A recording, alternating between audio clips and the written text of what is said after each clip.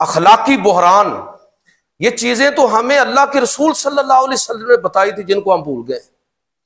मुसलमानों का असल जो जवाल है वो अखलाकी बहरान के साथ है। आप तय कर ले जिंदगी में। मुझे तो बड़ा अजीब लगता है कि बंदा फोन कर रहा है, वो कह रहा है कि कहां पर हो, और मैं और आप उसके पास खड़े हैं, वो कह रहा है जी मैं बस मुरीद के पहुंच गया हूं,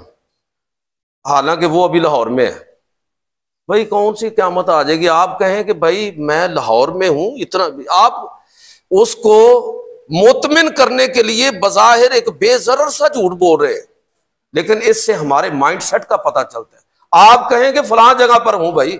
और इतनी देर में मैं पहुंचूंगा,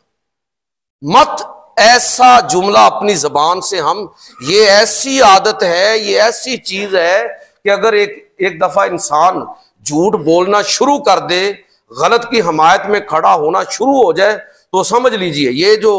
अल्लाह ताला मुझे माफ फरमाए, कि ये जो लोग आपको नजर आते हैं, चाहे वो किसी भी तबके के अंदर हो, चाहे वो आप सियासत में देखें तर्जमान बन के जो झूठ बोल रहे होते हैं, चाहे वो अदारों के तर्जमान बन के आप देखें झूठ बोल रहे होते हैं,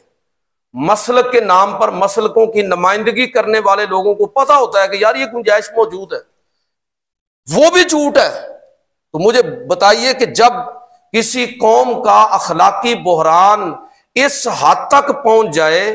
कि वो सही बात करने की जुर्रत ही खो बैठे,